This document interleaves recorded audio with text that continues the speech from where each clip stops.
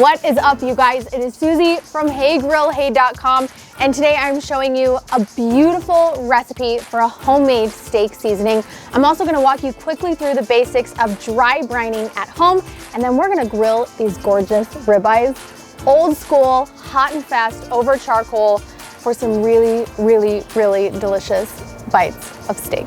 Let's do it.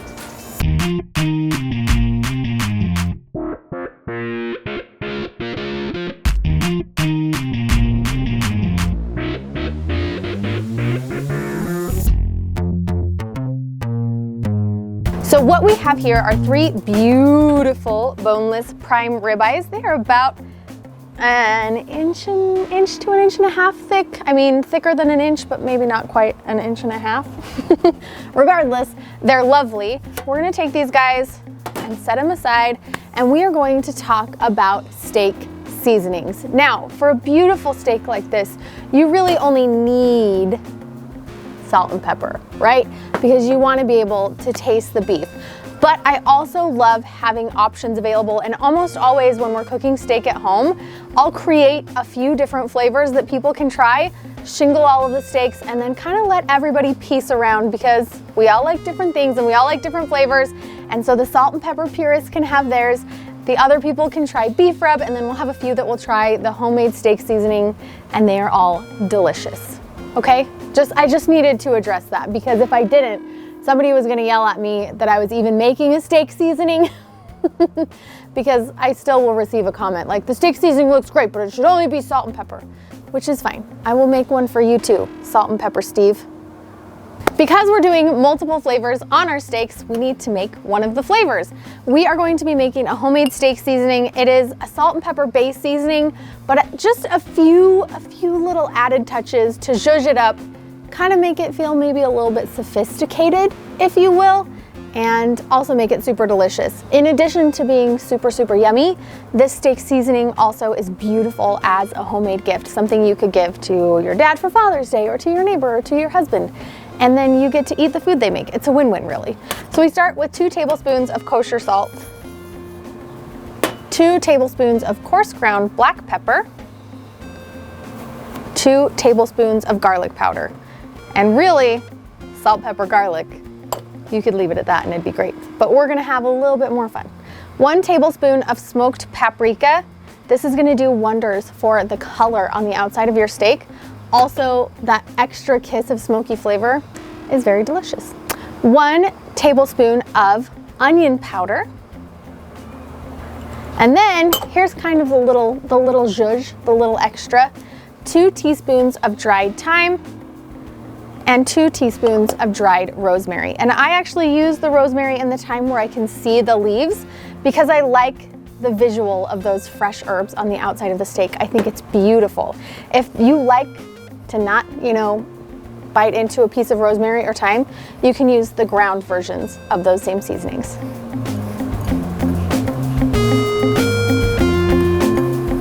Not too complicated, not too crazy, but absolutely delicious. And the stuff in there will have people taste it and going, oh, what is that? It's unique, it's different, and it's delightful.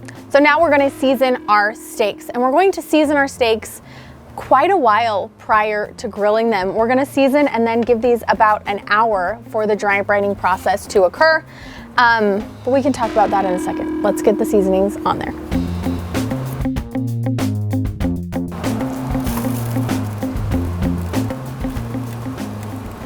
Okay, now on our middle steak, we're going to be doing just regular salt and pepper, but if we're only doing 2 seasonings, they should be the best version of those seasonings.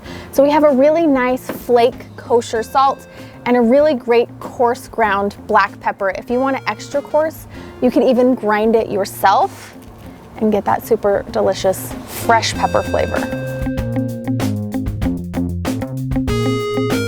And then last up, I'm gonna be using my beef seasoning. This is the 2020 NBBQA Beef Seasoning of the Year, first place winner. And I might be a little bit biased because I made it, but I truly think this is one of the best steak seasonings on the planet. It gives you that salt and pepper base. It gives you that classic flavor that doesn't overpower the beef. And then all of the little extras that I've put in the bottle are there to complement and enhance that rich, robust beef flavor and not overwhelm or take away from it. So that's what we're putting on steak number 3 because it's just the best and it's my favorite. Okay.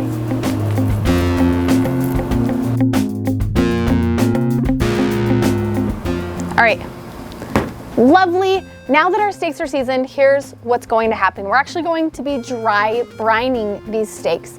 And a brining process is essentially adding salt solution so that the meat itself retains moisture and you get that seasoning, that savory flavor all of the way through. And because each of our seasonings have salt as the base, they're going to act as the savory, salty, briny solution. The salt's actually gonna draw moisture out of the meat itself, which sounds counterintuitive because I just said it was gonna make it more juicy. But the salt pulls out the moisture. The moisture actually mixes with the salt and the seasonings on the outside of the meat, dissolves the salt, and then pulls that salty liquid back in deep into the meat itself. So by letting these sit for about the next hour to an hour and a half, we'll be able to watch that process happen. The moisture come out and then actually go back into the steak. And when our steaks are nice and dry, there's no moisture left on the outside, that means they're ready to hit the grill. Our beautiful steaks have been resting for the last just over an hour, and you can see what has happened during the dry brining process.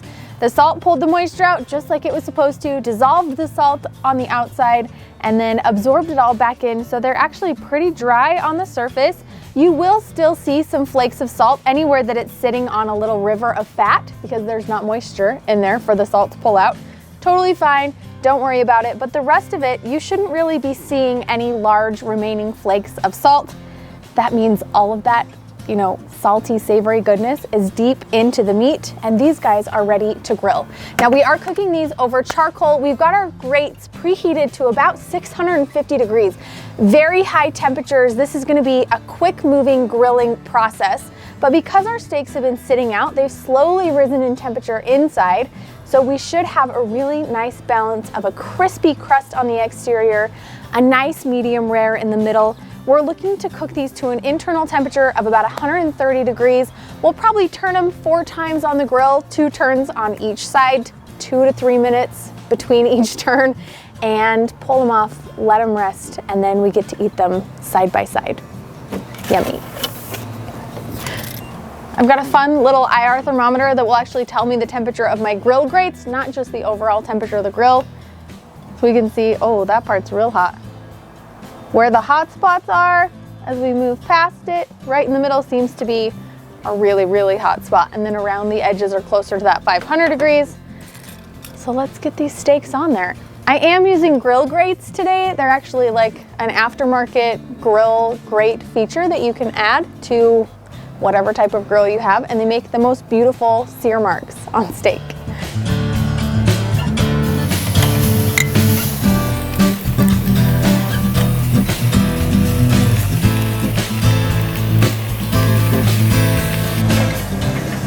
I'm also covering the grill in between flipping the steaks. That way it gives them a little bit more of an even cook all the way around.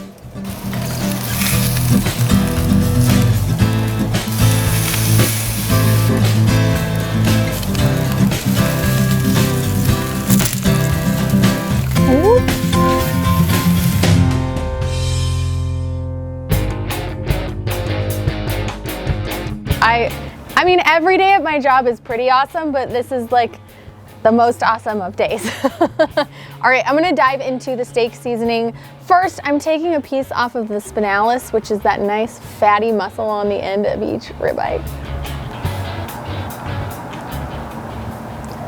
My mouth is watering. So good. So you get beef first and foremost, and it is delightfully savory, but it's certainly not over salted. And then right at the end, I got this little flair of the rosemary and the thyme. It made it feel very fresh, a little bit sophisticated, and it tastes amazing. I think this classic steak seasoning should be a staple in your pantry. Definitely something that is very giftable, and anytime you make something at home, it really gives you the option to customize. Like you could add some cayenne in there if you wanted a little bit of heat. You could add a little bit of brown sugar if you liked a slightly sweeter crust on your steak. Like homemade stuff is fun because it gives you that ability. Okay, salt and pepper time. The crust on that is unreal. That nice charcoaly caramelized flavor. And I think that stands out a little bit more on the salt and pepper steak because the seasoning is so simple. You get beef, you get char, you get salt, you get pepper, and it's very, very tasty. And then the beef rub. I just have such a soft spot in my heart for beef rub. I think that's my favorite. It makes the beef taste beefier, almost. Like it's a really bright seasoning. It lifts because beef can be really heavy. And there are a few ingredients in here that I think really lift up the richness of the steak. I mean, listen to me. You cannot go wrong. If you are a salt and pepper person, I love you. If you love customizing homemade seasonings at home, start with a steak seasoning, build on it, and add what you love. If you love the convenience of something store-bought that has amazing flavor to it, the beef rub is the way to go. Either way, you're gonna end up with a really, really delicious steak. Very, very simple to prepare. And dang, if all these don't taste fancy and delicious and amazing. And you guys should make them and post on social media and use the hashtag HeyGirlHey so I can see it and cheer you on your journey to becoming a backyard barbecue hero. We'll see you guys next time. Salt and pepper Todd over here. I knew that's what you would go for first. That's my favorite. I know.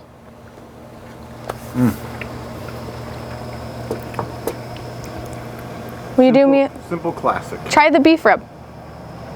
Do me a solid. Beef rub? Wow. That's such a crazy contrast. It's zippier. It's, like you said, oh my gosh. That's so perfect. All right. I mean, salt and pepper is a classic, but beef rub is poppin'. All right, wait, one more.